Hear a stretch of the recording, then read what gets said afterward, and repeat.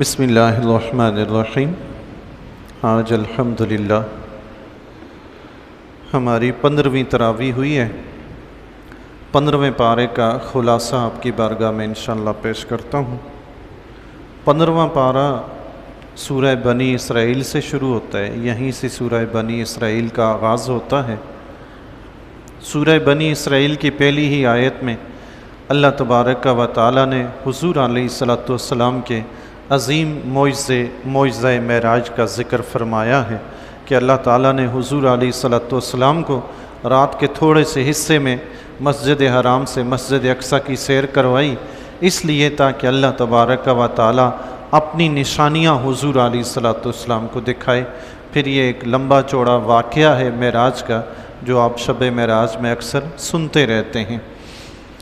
اس کے بعد اللہ تبارک و تعالیٰ نے یہ ذکر فرمایا ہے کہ ہر انسان اس کی تقدیر لکھ کر اس کے گلے میں لٹکا دی جاتی ہے۔ اس نے دنیا میں کتنا عرصہ رہنا ہے، کتنا کھانا ہے، کتنا پینا ہے، کیا کرنا ہے، کیا کچھ نہیں کرنا، سب کچھ اس کے گلے میں لکھ کے لٹکا دیا جاتا ہے۔ وہ فرشتے اس کو پڑھ کے پھر اس کے مطابق فرشتے کام کرتے ہیں۔ جس کو جتنا رزق پہنچانا ہے اتنا رزق پہنچتا ہے، جس کی جتنی عمر ہے اس نے اتنی گزارنی ہوتی ہے۔ اللہ اکبر۔ تو بندہ انسان کو تو یہ تو پتہ ہے نا کہ ایک وقت مقرر ہے، اس کو یہ بھی پتہ ہے کہ جتنا مجھے اللہ نے دینا ہے اتنا ہی ملنا، اس سے زیادہ نہیں ملنا۔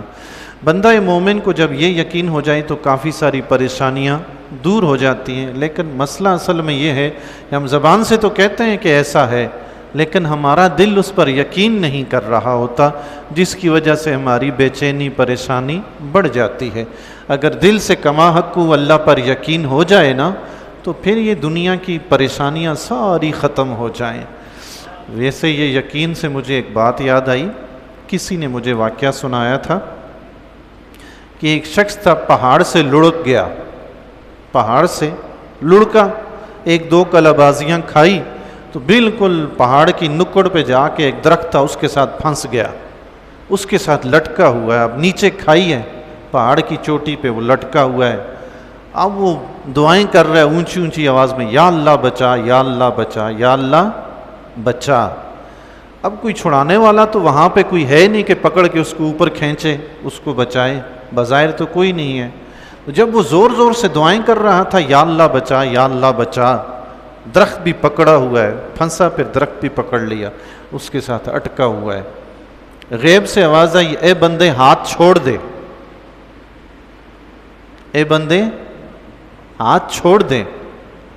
اس نے پھر درخت کو زور سے پکڑا اور زور زور سے چیخنے لگا، یا اللہ بچا، یا اللہ بچا۔ جب آواز آئی ہے کہ بندے چھوڑ تو پھر چھوڑ، جس رب سے مدد مانگ رہے مدد کرے گا نا۔ اگر اس طرح کا یقین ہو تو پھر تو کوئی فائدہ۔ زبان تو کہہ رہی ہے یا اللہ بچا، اب جب غیب سے آواز آئی کہ اس درخت کو چھوڑ کے تمہیں بچایا جائے، چھوڑنے کو تیار نہیں ہے، تو کیا اللہ سے مدد مانگی ہے؟ یقین کی بات ہے۔ آج بھی اگر بندہ مومن حقیقی یقین جیسا کہ اپنے رب پہ کرنا چاہیے کر لینا۔ حضور علیہ الصلوۃ والسلام کے ارشاد گرامی ہے، فرمایا اگر تم اللہ پہ اس طرح توکل کرو جس طرح کرنے کا حق ہے تو تمہیں بھی اللہ تعالیٰ اس طرح روزی دے جس طرح پرندوں کو دیتا ہے۔ صبح کو بھوکے جاتے ہیں، شام کو پیٹ بھرا ہوا ہوتا ہے، انہیں کل کی فکر نہیں ہوتی۔ پرندوں نے کوئی اسٹاک کیا ہے کل کے لیے؟ انہیں کل کی فکر ہی نہیں ہے۔ ان کا اپنے رب پہ بھروسہ ہے کہ آج اس نے دیا ہے کل بھی وہ دے گا۔ سبحان اللہ۔ تو تقدیر انسان کی لکھ کر لٹکا دی جاتی ہے۔ پھر کچھ آیات کے بعد جو ہے والدین کے بارے میں، والدین کے حقوق کے بارے میں اللہ تعالیٰ نے ذکر فرمایا ہے۔ وَقَضَىٰ رَبُّكَ أَلَّا تَعْبُدُوا إِلَّا إِيَّاهُ وَبِالْوَالِدَيْنِ إِحْسَانًا۔ رب نے حکم دیا کہ اللہ نے فیصلہ کر دیا ہے کہ تم اللہ کے سوا کسی کی عبادت نہیں کرو گے، وَبِالْوَالِدَيْنِ إِحْسَانًا، اور والدین کے ساتھ حسن سلوک کرو گے۔ سبحان اللہ۔ رب کائنات نے اتنے تک بھی فرما دیا اگر والدین تمہارے پاس بڑھاپے میں پہنچ جائیں، دونوں میں سے دونوں پہنچ جائیں یا دونوں میں سے کوئی ایک پہنچ جائے، تو رب نے فرمایا فَلَا تَقُلْ لَهُمَا أُفٍّ وَلَا تَنْهَرْهُمَا، تو والدین کے سامنے اف بھی نہیں کہنا، ان کو جواب دیتے ہوئے ہوں بھی نہیں کہنا، ہاں بھی نہیں کہنا، جی امی جی ابو، مطلب ایک گفتگو میں بھی ادب و احترام ہو. سبحان اللہ. اف بھی نہیں کہنا، ولا تنہرہما، اور انہیں جھڑکنا بھی نہیں ہے. سبحان اللہ. عموماً ہوتا ہے ہم بچپن میں شرارتیں کرتے ہیں، الٹی سیدھی حرکتیں، ماں باپ ڈانٹتے ہیں، تو بڑھاپے میں جا کے قدرتی امر ہے کہ بڑھاپے میں انسان کی کچھ نفسیات ایسی ہو جاتی ہیں کہ اس سے بھی کچھ اس طرح کی حرکتیں ہوتی ہیں، چیزیں ہوتی ہیں. رب نے فرما دیا ماں باپ اگر کچھ اس طرح کا کر دیں جو تمہیں پسند نہ آئے، ظاہر ہے ویسے کون جھڑکے گا والدین کو؟ انسان اسی وقت جھڑکتا ہے جب کسی کا کوئی کام اچھا نہیں لگتا، برا لگتا ہے، غصہ آتا ہے، تب جھڑکتا ہے.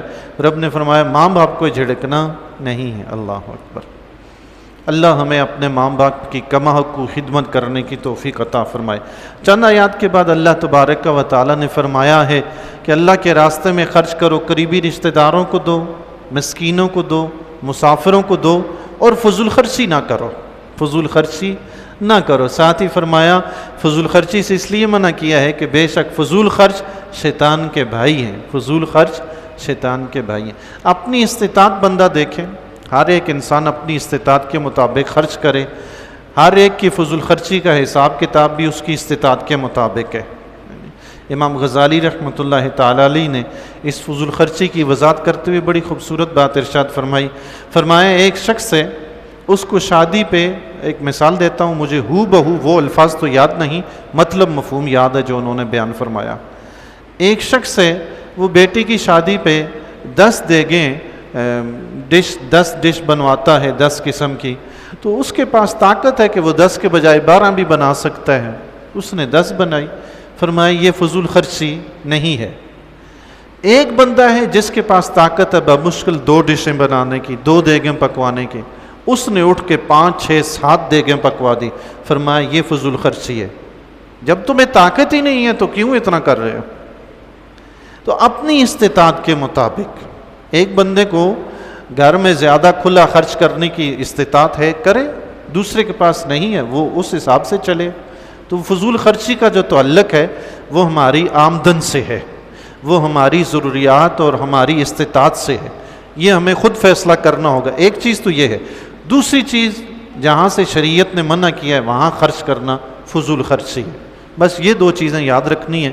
فضول خرچی کیا ہوتی ہے؟ ایک تو اپنی استطاعت سے زائد خرچ کرنا، اور دوسرا ایسی جگہ پہ خرچ کرنا جہاں شریعت نے خرچ کرنے سے منع فرمایا. یہ دونوں فضول خرچی میں آتے ہیں. اس کے لیے اللہ نے فرمایا فضول خرچی کرنے والے شیطانوں کے بھائی ہیں. اللہ 2-3 آیات کے بعد ایک آیت کا ذکر ہوتا ہے. ایک یہودی خاتون تھی، اس نے حضرت موسیٰ علیہ السلام کی تعریف کرنی شروع کی ایک مسلمان خاتون کے سامنے، ایک صحابیہ کے سامنے. تو اس نے موسیٰ علیہ السلام کی تعریف کرتے کرتے موسیٰ علیہ السلام کی سخاوت کا ذکر کیا، حتیٰ کہ اس نے انہیں موسیٰ علیہ السلام کو حضور علیہ السلام سے بڑھا چڑھا کر بیان کیا. وہ مسلمان خاتون جو تھی صحابیہ، ان کو اس کی یہ بات پسند نہ آئی. تو انہوں نے جواباً ارشاد فرمایا کہ اللہ کے سارے نبی افضل و اعلیٰ ہیں. موسیٰ علیہ السلام کی بھی اپنی شان ہے، لیکن اللہ تعالیٰ نے حضور علیہ السلام کو سب سے بڑی شان سے نوازا ہے. اس نے موسیٰ علیہ السلام کی سخاوت کا ذکر کیا کہ موسیٰ علیہ السلام اتنی سخاوت کیا کرتے تھے کہ اپنے پاس جو کچھ ہوتا تھا سب کچھ اللہ کے راستے میں خرچ کر دیا کرتے تھے. تو جو مسلمان خاتون تھی اس نے پھر حضور علیہ السلام کی تعریف بیان کی. اس نے کہا ہمارے نبی کی شان سب سے افضل و اعلیٰ ہے. اس نے اس کو دکھانے کے لیے اپنی بچی حضور علیہ السلام کے پاس بھیجی کہ میری والدہ صاحبہ کہہ رہی ہیں کچھ عطا کر دیجئے ہمیں. تو حضور علیہ السلام کے پاس اس وقت بظاہر دنیاوی مال و دولت میں سے کچھ بھی نہیں تھا، سوائے اس کے کہ حضور علیہ السلام نے جو لباس پہنا ہوا تھا، آپ علیہ السلام نے اپنا کرتا اتارا، وہ اس بچی کو دے دیا. سبحان اللہ. اللہ اس وقت یہ آیہ مبارکہ نازل ہوئی کہ پیارے حبیب، نہ تو بالکل ہاتھ باندھ لینے چاہیے، بخل بھی نہیں کرنا چاہیے. یہ دراصل حضور علیہ السلام کو بتا کے حضور کی امت کی تربیت. نہ تو بالکل ہاتھ بند کر دیے جائیں کہ لوگ بخیل کہیں، نہ اتنے کھلے کشادہ کر دیے جائیں کہ خود پریشانی اٹھانی پڑے۔ حضور علیہ الصلوۃ والسلام نے اپنا کرتا مبارک تو دے دیا، اللہ کے راستے میں خرچ کر دیا، لیکن جب نماز کا وقت ہوا، آذان ہوئی، صحابہ کرام نماز کے لیے انتظار کرتے رہے، حضور علیہ الصلوۃ والسلام تشریف نہیں لائے، چونکہ قمیض مبارک پہنی ہوئی نہیں تھی، اب باہر کیسے آئیں؟ تو پھر صحابہ کرام رضی اللہ تعالیٰ کو پتہ چلا کہ اصل مسئلہ یہ ہے۔ اس وقت یہ آیہ مبارکہ نازل ہوئی، درمیانی راہ اختیار کرنے کا حکم دیا گیا۔ آیت نمبر 31 سے آیت نمبر 38 تک اللہ تبارک و تعالیٰ نے کچھ احکام ارشاد فرمائے ہیں، میں ان کا خلاصہ سا ترجمہ سرچ کر دیتا ہوں۔ رب نے فرمایا اپنی اولاد کو مفلسی کے ڈر سے قتل نہ کرو، جیسا کہ اہل عرب کیا کرتے تھے، مفلسی کے ڈر سے اپنی بچیوں کو زندہ درگور کر دیا کرتے تھے۔ اللہ اکبر۔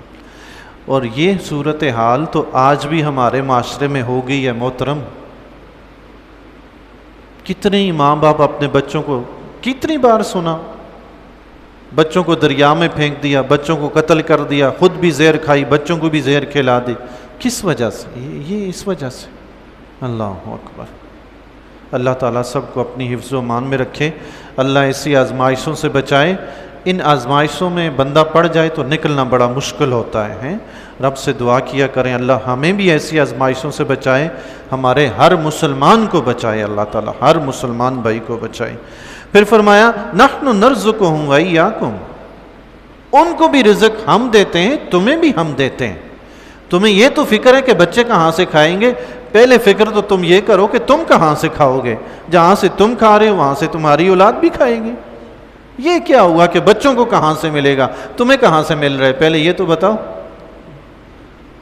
ہم انہیں رزق دیتے ہیں اور تمہیں بھی ہم ہی دیتے ہیں۔ سبحان اللہ۔ رب پہ بھروسہ کرنا چاہیے۔ ایک بات یاد رکھیے، بندہ مومن کو محنت کرنے کا حکم ہے، وہ اس نے کرنی ہے۔ اب بندہ محنت نہ کرے کہ میں گھر میں اللہ پہ توکل کر کے بیٹھا ہوں، یہ توکل نہیں ہے، یہ توکل نہیں ہے، یہ سستی ہے، کائلی ہے، یہ شیطانیت ہے۔ بندہ محنت کرے، اپنی طرف سے کوشش کرے، کمائے، پھر اللہ پہ توکل کرے کہ مولا جو میرے مقدر میں ہوگا وہ مجھے ملے گا، یہ توکل ہے۔ کچھ لوگ ہوتے ہیں گھر میں بیٹھ جاتے ہیں، کام کاج کرتے کچھ نہیں، جا کے انہیں کوئی نصیحت کرو تو وہ توکل کے بھاشن دینے شروع کر دیتے ہیں۔ یہ اللہ پہ بھروسہ کرنا چاہیے، توکل کرنا چاہیے۔ ہم سے زیادہ اللہ پہ توکل کرنے والے صحابہ کرام تھے۔ ان کو جو توکل کا طریقہ حضور علیہ الصلوۃ والسلام نے سکھایا ہے وہ پتہ کیا تھا؟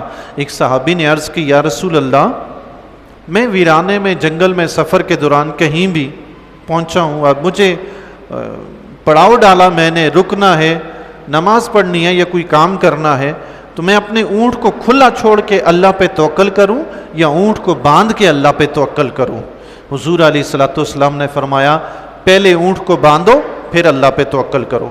اللہ، پہلے کماؤ پھر اللہ پہ توکل کرو، پہلے محنت کرو پھر اللہ پہ توکل۔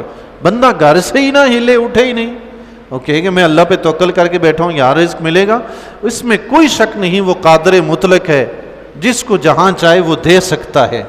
زمین کی وسعت میں سب سے نیچے تخت سرا تک جو کیڑے مکوڑے ہیں وہ تو ان کو بھی رزق دے رہا ہے نا، وہ کون سی اٹھ کے محنت مزدوری کرتے ہیں، رزق تو وہ دینے کی طاقت رکھتا ہے، مگر ہمارے لیے اس کا اصول یہ نہیں کہ ہم گھر بیٹھیں تو ملے گا، اس کے لیے ہمارے لیے اس کا اصول یہ ہے کہ ہم محنت کریں گے تو وہ دے گا، ہمارے لیے یہ اصول ہے۔ اسی لیے تو اس نے ہاتھ پاؤں دیے، اس نے لولا لنگڑا نہیں بنایا، اس نے محنت کے قابل بنایا، کہ اس نے اصول یہ بنا دیا انسان کو تب ملے گا جب وہ محنت کرے گا۔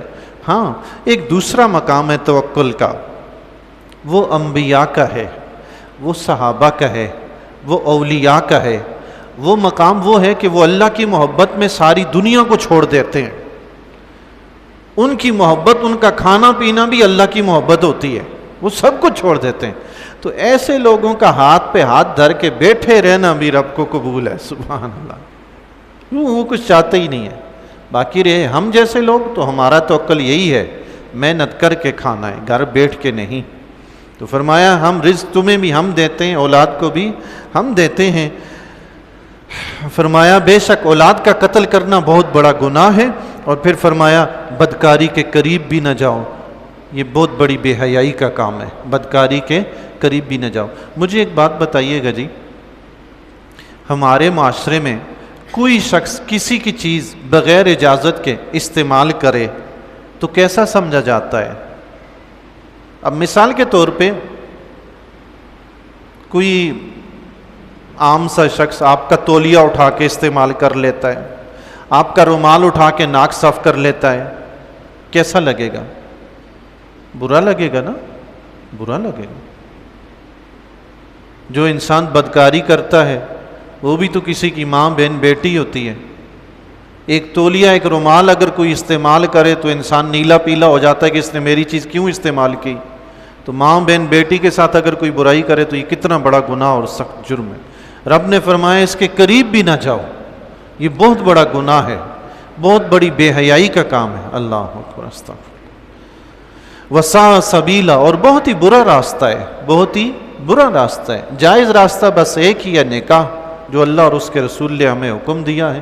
اس کے سوا دیگر جتنے بھی ذرائع ہیں سارے کے سارے برے اور خلاف اسلام ہیں۔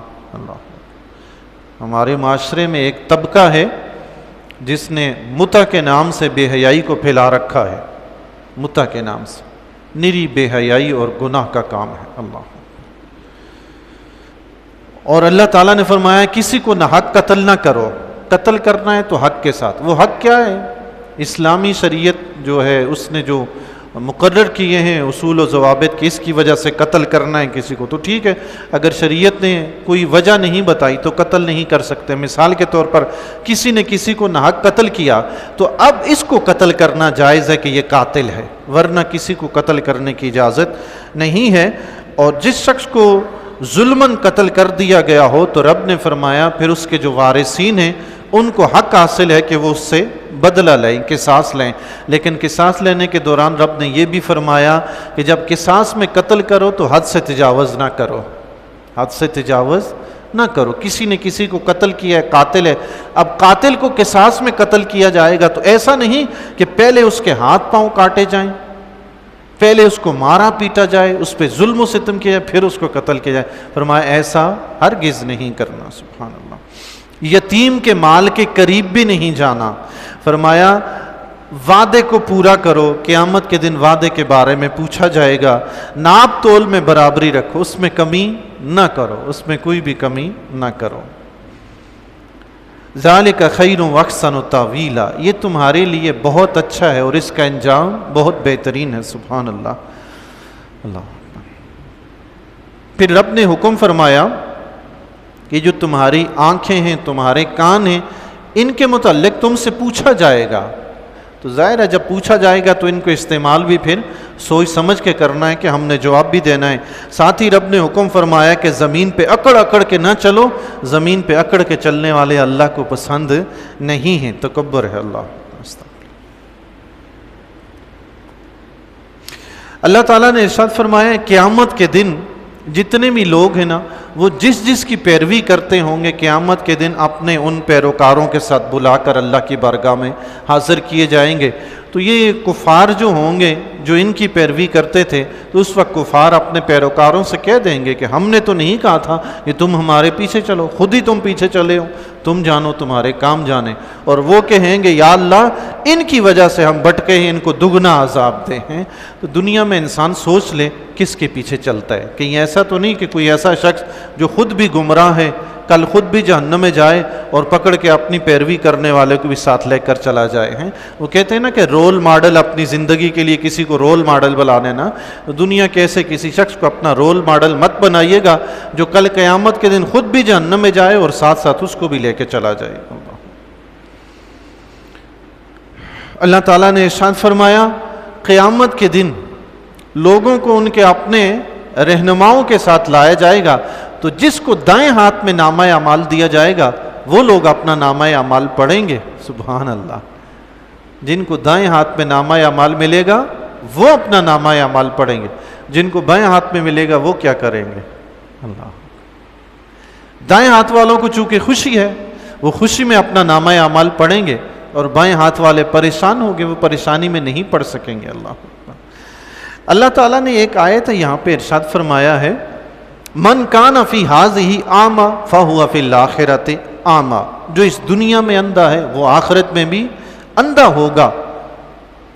تو یہ اندھے کا کیا مطلب ہے؟ قرآن کریم میں کئی ایسی آیات ہیں جن کا بظاہر معنی کچھ ہے اور حقیقتاً اس کی گہرائی میں غور و فکر کرنے کے بعد اس کا معنی کچھ نکل آتا ہے۔ حضرت پیر مہر علی شاہ رحمۃ اللہ تعالیٰ علیہ کی بارگاہ عالیہ میں ایک شخص حاضر ہوا۔ قرآن کریم میں ایک بات عرض کر دوں، ذکر آتا ہے نا کہ تم مردوں کو نہیں سنا سکتے۔ لوگوں نے ان مردوں سے مراد قبر والے مردے لے لیا ہے، حالانکہ جن کا ذکر رب نے فرمایا ہے نا قرآن نے، ان مردوں سے مراد وہ کفار مکہ تھے جو دنیا پہ چلتے پھرتے زندہ انسان تھے، ان کو مردہ کہا گیا ہے۔ اس کا اصلی معنی یہ نہیں ہے کہ مردے سے مراد قبر والے مردے، وہ مردے جو کافر ہیں، جو اللہ اور اس کے رسول کی بات سن کر مانتے نہیں، ان کو مردہ کہا گیا ہے۔ تو قرآن کریم میں ایسے کئی آیات ہیں جہاں پہ تعویل کر کے اصلی معنی تک پہنچا جاتا ہے۔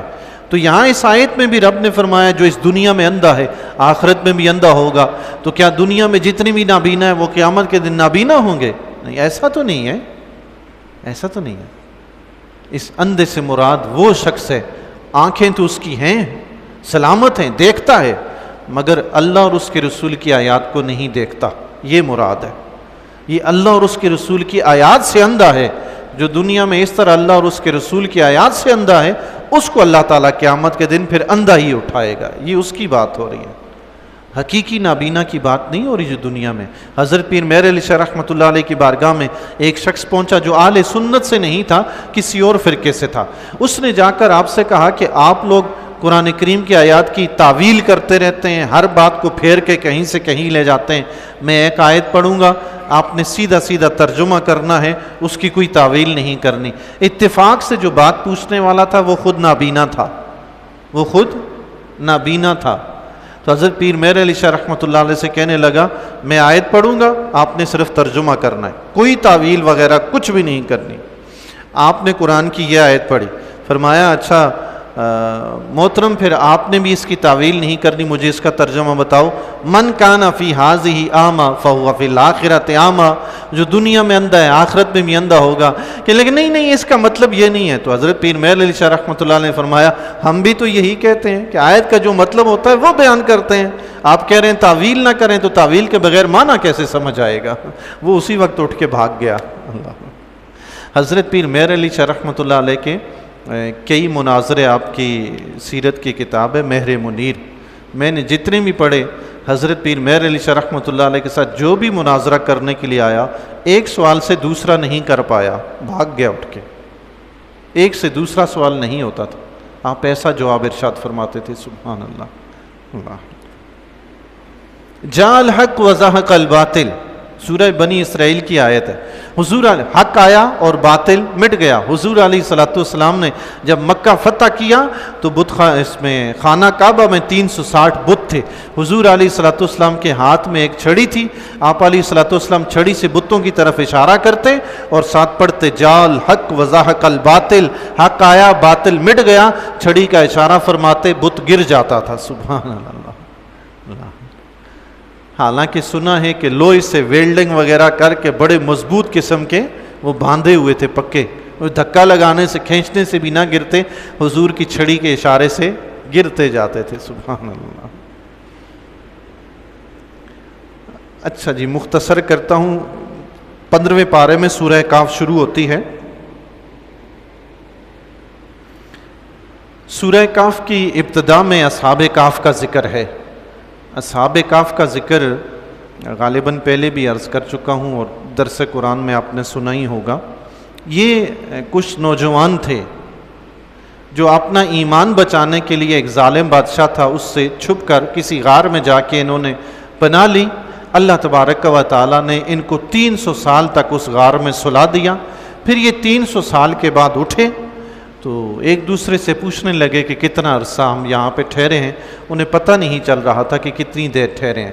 بہرحال پھر ایک دوسرے سے کہنے لگے کہ اس بات کو چھوڑو، کھانے کے لیے کسی کو بھیجو۔ تو انہوں نے کھانے کے لیے ایک اپنا بندہ بھیجا۔